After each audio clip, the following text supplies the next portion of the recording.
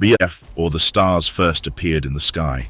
Before the Valar shaped the world, there was Tom Bombadil. In a time when Middle-earth was little more than a chaos of fire and shifting landscapes, Tom existed, unaffected by the wild forces around him. The land was raw and untamed. Rivers flowed unpredictably, mountains rose and fell, and storms tore across the skies without mercy.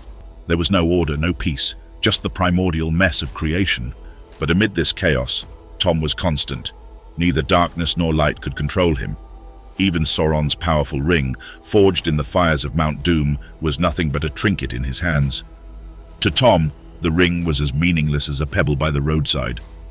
In this primordial chaos, Tom was the first hint of stability, a witness to the passage of eons, a figure untouched by the tides of fate. Before kings and barrow-wights, before the elves passed westward, Tom walked alone, content with the simple joys of song and nature. His domain, though small in comparison to the vast, untamed world beyond, was the only place where order quietly took hold. The music of the Ainur and the coming of the Valar. The first stirrings of creation were born from the music of the Ainur, the mighty and ancient beings who sang the themes that would shape the world of Arda. Their songs wove into the very fabric of the universe, and with each note, the world began to take form. Vast, timeless, and powerful were the Valar, the lords of the world, and in their presence, the chaos of the void slowly gave way to a realm of mountains, oceans, forests, and skies. Yet before the Valar arrived to shape Middle-earth, before their mighty hands forged the mountains and molded the rivers, there was Tom Bombadil, standing at the edges of creation itself. While the world was still a formless expanse of fire and ice, he walked the land untouched by the changes happening around him. As the first notes of the music began to be written into the world, and the earth was reshaped by the will of the Valar, Tom was already a presence in the land, his very existence a testament to something older than all of it. When the Valar began their great works, Tom's domain was untouched. Where Aule shaped the mountains with his great craft, where Yavanna made the forests grow, and where Ulmo carved rivers through ancient stone, Tom's land, a small and secret part of Middle-earth, stood as an island of stability amidst the upheaval. He did not interfere with the works of the Valar. His domain did not need their touch. His lands, by his own will, settled into a state of order and peace, even as the rest of Middle-earth was shaped and reshaped by the forces of the gods. As the years passed, and the light of the two trees, Telperion and Laurelin, began to shine upon the lands, Tom's realm saw the first stirrings of life. The trees that took root under Yavanna's light grew strong and tall. The rivers began to carve their paths more steadily, and the creatures of the earth, the beasts and birds, began to fill the land. Yet within Tom's realm, it was not the untamed wilderness that ruled. It was a harmony, a peace, held together by Tom's unchanging presence. The wild things of the world outside may have been subject to the pull of the Valar's influence, but within Tom's realm, the power of nature seemed to bend to his will, as though he was a part of the land itself, neither ruler nor servant, but something entirely different. The Valar, in their wisdom, must have noticed this strange being. This force that had shaped the land before their own powers had begun to take effect. Yet, as they bent the world to their purposes, they did not seek to understand Tom's nature. He was simply there as he had always been. Did they know of him?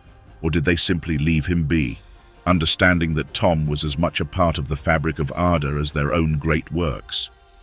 It remains a mystery, for Tom was never one to share his thoughts with those who passed through his land.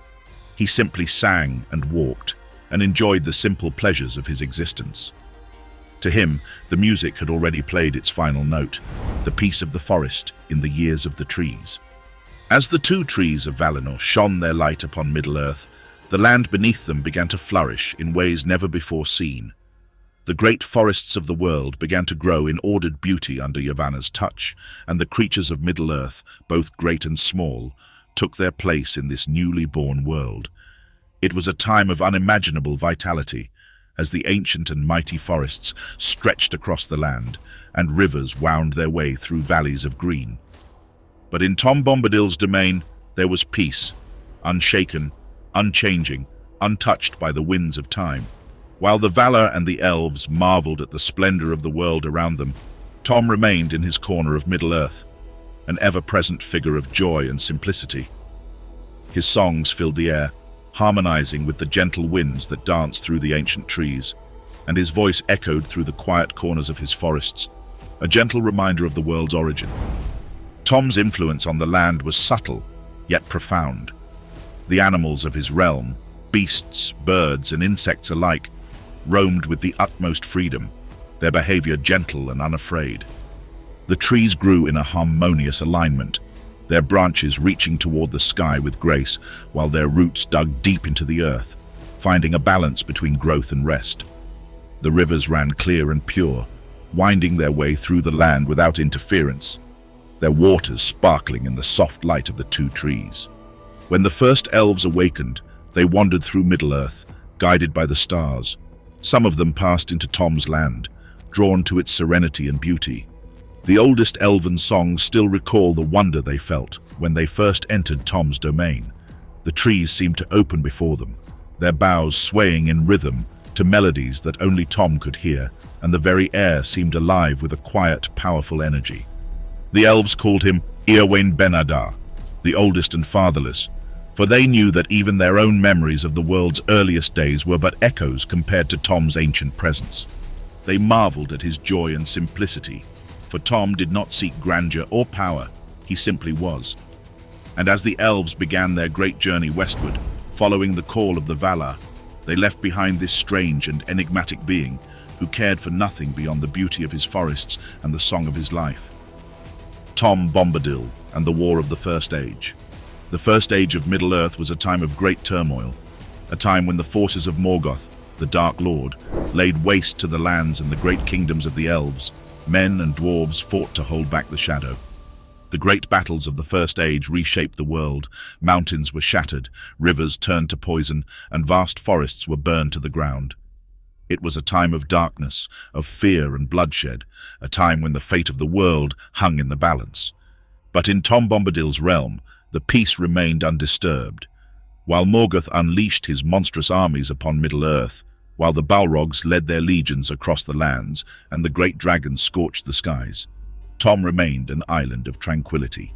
No matter how fierce the flames of war, no matter how terrible the creatures that rampaged across the land, Tom's forest stood firm against the tide of darkness. Even the greatest creatures of Morgoth's army, the dragons, whose breath could melt stone, and the mighty Balrogs, whose fire could burn the very earth, feared to enter Tom's domain.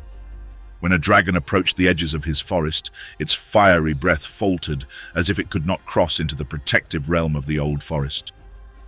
Tom's songs rang out across the land, a melody that quelled the flames and turned them to mist. There were no great battles fought in Tom's domain, no great armies marching through his woods. Instead, there was only the peaceful hum of the forest, the rustle of leaves in the wind, the whisper of the river flowing through the trees. And while the rest of Middle-earth was torn asunder by war, Tom wandered through his lands, singing his simple songs and living in contentment. It is said that even the Valar, who watched with concern as the war raged across the lands, could not help but notice the strange and untouched realm of Tom Bombadil. Did they wonder who or what he was? Did they see his power, or did they simply choose to let him be? Whatever the answer, one thing was clear. Tom Bombadil was not a part of the war, nor was he part of the greater struggles that shaped the world. He was outside of it, untouched and unchanged. The shadow of the Second Age. By the time the Second Age dawned, Middle-earth was a vastly different place. The forces of Morgoth had been vanquished, and the elves had retreated into their hidden cities. The men of Númenor, a great and powerful people, rose to prominence and built vast cities upon the shores of Middle-earth. With their newfound strength, they set their sights upon the lands of the West, and their great fleets set sail across the seas. As Númenor expanded its empire, the forests of Middle-earth began to suffer. Tom Bombadil, who had once wandered the wild, unspoiled forests, could not stop the encroachment of this new and unstoppable force. The Númenorian expansion crept ever closer to Tom's realm, and with each passing year the ancient trees fell, and the vast wilderness was chipped away. Yet Tom did not resist in the way that others might have. He did not call upon the Valar for help, nor did he take up arms against the men who sought to fell his forests. Instead, he used his influence to guide the trees away from harm, to scatter the Númenórean workers with tricks and laughter, and to ensure that the balance of nature was not entirely destroyed. But even Tom's powers had their limits. The Númenóreans, in their relentless pursuit of expansion, pushed deeper into the forests, and Tom's land began to shrink. The great trees that once stood tall in their prime began to fall, and the land of Tom Bombadil became more and more isolated. Even as the forest shrank, Tom continued to walk his lands, singing his simple songs, as the rest of Middle-earth moved ever closer to the great upheavals that would come in the Third Age. The silence of the Third Age, Tom Bombadil, and the rise of Sauron. The Third Age of Middle-earth dawned under the shadow of an ancient darkness, the rise of Sauron. After the fall of Morgoth in the First Age, Sauron had been an ever-present threat, lurking in the dark corners of the world. The great battles of the First Age had left a scar upon the land, but with the rise of the Dark Lord in the Second Age, Middle-earth was plunged once again into war. It was during this time that the rings of power were forged, and the great struggle between light and shadow began to take shape. But in the heart of the world, in his small and secret domain, Tom Bombadil remained untouched by the coming storm. The wars of the Second Age, and later the rise of Sauron in the Third, held no sway over him. The Dark Lord's corruption could not reach him. His presence in Middle-earth was so different from that of other creatures, it was almost as though he were of a different order altogether. Sauron's dark influence spread like a shadow over the land. The peoples of Middle-earth, men, elves, dwarves, gathered their strength to resist his growing power. The last alliance of elves and men fought bravely against Sauron, culminating in the great battle at the foot of Mount Doom, where Isildur cut the One Ring from Sauron's hand, only to fail in destroying it. But Tom Bombadil had no part to play in this grand war. His land remained a sanctuary of peace, untouched by the darkness. The river still flowed clear, the trees still swayed in rhythm with his gentle songs, and the animals of his domain remained blissfully unaware of the war raging outside. Tom's presence in Middle-earth was a paradox. He was as ancient as the world itself, untouched by the temptations of power and uninterested in the struggles between good and evil. The One Ring, which Sauron had poured so much of his malice and cruelty into, had no power over Tom. Had Tom wanted to, he could have taken the ring for himself and become a being of unimaginable power, but he had no interest in such things. He had no desire to shape the world, no need to conquer it. The ring, for all its dark allure, had no pull on Tom's simple, joyous nature. And so, while the rest of Middle-earth grappled with the horrors of war, Tom Bombadil continued his peaceful existence. His domain was a place where time seemed to stand still, a refuge from the suffering and strife that tore at the world outside. But Tom, for all his wisdom, was no fool. He knew that the shadow of Sauron was growing, and he knew that the world would change. But for now, he was content to sing his songs, to walk his paths, and to remain outside the great struggles of Middle-earth. The Fellowship of the Ring, the brief encounter with Middle-earth's heroes. By the time the Third Age was well into its course, the world had changed in ways that even Tom Bombadil could not entirely ignore. The shadow of Sauron was growing ever stronger, and the kingdoms of men, elves, and dwarves were in peril. The rings of power had fallen into the hands of the mighty and the corrupt, and the One Ring, created by Sauron in the fires of Mount Doom, was once again in play. The coming of the Fellowship of the Ring marked the beginning of a new chapter for Middle-earth. This was the point where Tom Bombadil's domain would intersect, however briefly, with the fate of the world. For in the year 3018 of the Third Age, when the ring was carried by Frodo Baggins, a company of travelers passed through the Old Forest and into the land of Tom Bombadil. The encounter was brief but significant. The hobbits, Frodo, Sam, Merry, and Pippin, had been fleeing from the Black Riders, the terrifying servants of Sauron who sought the ring. After seeking shelter in the Old Forest, they found themselves in Tom's domain, a place of safety and respite. He did not seem to understand the gravity of their mission. The darkness that had taken root in Middle-earth seemed to have little hold on Tom. He treated the hobbits as simple guests, offering them food, songs, and tales of the ancient days. Tom's power was such that he could not be touched by the ring. Indeed, when Frodo offered it to him, Tom refused to even wear it. He simply laughed and returned it, unaffected by its sinister allure. The passing of an era. Tom Bombadil's legacy in a changing world. As the events of the War of the Ring unfolded across Middle-earth, Tom Bombadil continued his solitary existence, untouched by the larger movements of history. The ring had been destroyed, Sauron defeated, and the kingdoms of men had begun to rise once again in the wake of the Dark Lord's fall. The elves, weary of the world and the toll it had taken on them, began their slow departure for the undying lands. The age of men was dawning, and the great powers of the past were fading away. But Tom Bombadil's role in Middle-earth was not so easily erased. In a world where power and ambition had shaped so much of the history, Tom's existence remained a reminder of something different, of a time when the land itself was more important than the great struggles for power and control. He was a symbol of the old world, of the deep and eternal beauty of Middle-earth that had existed before kingdoms rose and fell, before shadows threatened the light. The passing of the elves and the rise of men meant that Middle-earth was changing. Tom's domain, however, remained largely the same.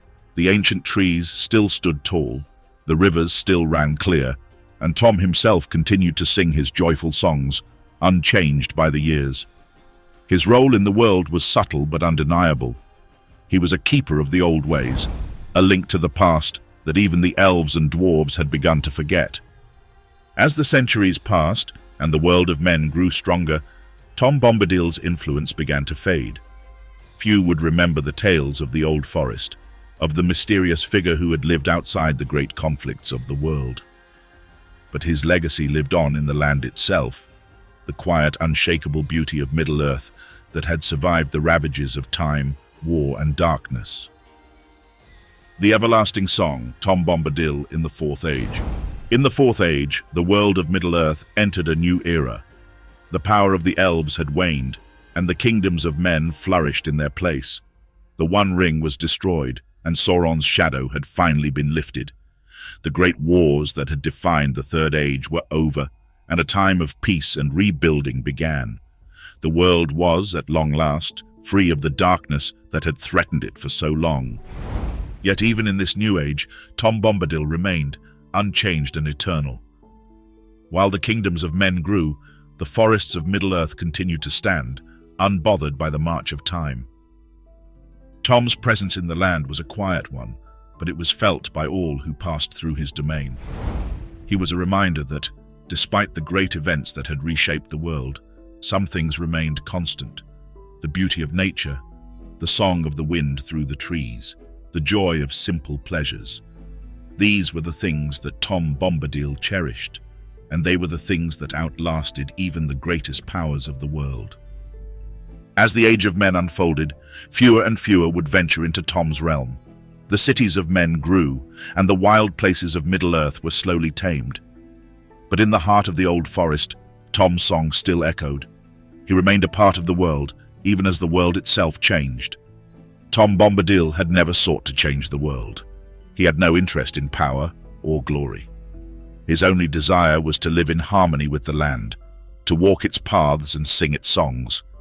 And so, in the Fourth Age, as the memory of the great conflicts faded into legend, Tom Bombadil remained, a quiet guardian of the old world, a figure who had stood outside the flow of time and change, and who would continue to do so for as long as Middle-earth endured. The last song, Tom Bombadil and the End of the Age of Wonders. The Fourth Age arrived quietly. The War of the Ring was over, Sauron was defeated, and the world of Middle-earth began a slow, steady recovery. In the wake of the fall of the Dark Lord, the kingdoms of men rose to prominence, ushering in a new era. The elves, their time in Middle-earth all but spent, sailed west to the undying lands, leaving behind their old realms to the stewardship of men. The dwarves, too, continued to live in their mountain halls, and the orcs and other dark creatures that had once roamed the lands were hunted down or faded into shadow. It was in this time, this new era, that Tom Bombadil's story became something of a forgotten legend, at least among those who occupied themselves with the great matters of kings and kingdoms. The events that had unfolded during the War of the Ring and the decisive victories of the Fellowship were fresh in the minds of men, elves and dwarves. But as the dust of battle settled and the business of governance took precedence, the old forest and its enigmatic inhabitant receded into the realm of myth. In the Fourth Age, few beings remained who could recall the time when Tom Bombadil was a living myth. The hobbits of the Shire, those who had travelled with Frodo Baggins and encountered Tom during the Fellowship's journey, would occasionally speak of the strange and joyous being they had met in the old forest. But these were tales told by hobbits to their children, stories of a time when the world was wilder. To the people of Gondor, Rohan, and even the elves who had stayed behind, Tom Bombadil was a distant memory, a figure of folklore, a relic from a bygone time when the world had been different. In the growing world of men, however, the subtle, quiet influence of Tom Bombadil's realm was still felt, though in ways that were hard to articulate. The land he protected, the simple joys that he embodied. These things were reminders that even in a world defined by change and progress, there were places that held fast to the past. In the great cities of men, where stone and iron were shaping the future, there were still forests where the trees seemed to speak, rivers that wound through the hills like the veins of the earth, and fields that bloomed without need of a ruler's command. Tom Bombadil, for all his apparent isolation, was the embodiment of the spirit of Middle-earth itself, a place of untamable wildness, beauty, and peace. His presence in the world was like an eternal note in a symphony, one that might be heard by only a few, but whose resonance could be felt in the very bones of the earth. While the world changed, and the peoples of Middle-earth moved forward into the Fourth Age, Tom remained as he always had been, a part of the land, an enigma who neither sought fame nor sought to shape the future, but simply was. His songs filled the air, his laughter echoed through the trees, and his joy was contagious to all who entered his domain. But time, even for Tom, was not without its burdens. Although he existed outside the grand sweep of history, there were still moments when Tom felt the weight of the world's changes. The elves, those ancient and wise beings, had left Middle-earth. The Sylvan elves, who had once lived in harmony with the trees and the forests, were gone. The dwarves continued their work in the deep places of the mountains, but their numbers dwindled. The great wild creatures, the Ents, were fewer in number, and even the hobbits, who had once found solace and peace in the fields and forests of the Shire, were growing more and more aware of the larger world beyond their borders. Tom Bombadil was a link to the past, but that past was slipping away. His domain, too, was slowly changing. Tom's song was still sung, but the world around him was gradually losing its purity. His simple, unchanging way of life, the harmony he embodied with the natural world, was becoming harder and harder to find. And yet, Tom Bombadil was not sorrowful. He had never been one to dwell on the inevitability of change. Change was simply a part of life, a natural ebb and flow, and he had long ago accepted that. His songs would still echo in the trees, his laughter would still ring out from the hills. Even as Middle-earth moved forward, as the Fourth Age unfolded with new challenges and triumphs, Tom Bombadil remained, unchanged, eternal, and ever joyous. He would sing, he would dance, he would walk the earth, and he would remain, a quiet reminder that not everything in Middle-earth needed to be bound by time. Though his story was fading from the minds of most, Tom Bombadil's presence in Middle-earth was a quiet force that would outlast the events of any single age. For those few who still wandered into the old forest, who found their way to his doorstep, there was still a reminder of what had been and what might never be again. A world of simple joys, of song and laughter, of trees and rivers, untouched by the ambitions of men and the darkness of the world. Tom Bombadil would endure, like the land he loved, as long as Middle-earth itself stood. Conclusion. And so, the tale of Tom Bombadil, the eldest of beings in Middle-earth, comes to a close. His presence, a constant and mysterious force, stands as a testament to the timeless beauty and wonder of a world that, though forever changing, still holds places untouched by time and ambition. In a world full of kings, armies, and the rise and fall of great powers, Tom Bombadil remains the quiet guardian of the wild, a figure who neither seeks nor needs the attention of the world, yet whose existence is a reminder that some things, like the land itself, are eternal. Thank you, dear watchers, for following this journey through the ancient paths of Middle-earth. May the songs of Tom Bombadil, echoing softly through the trees and rivers, inspire you to seek out the simple joys in your own world, and may you remember that there is a place for wonder, even in the most changing of times. Take care, and may your own steps be light and your paths as free as the winds in the old forest.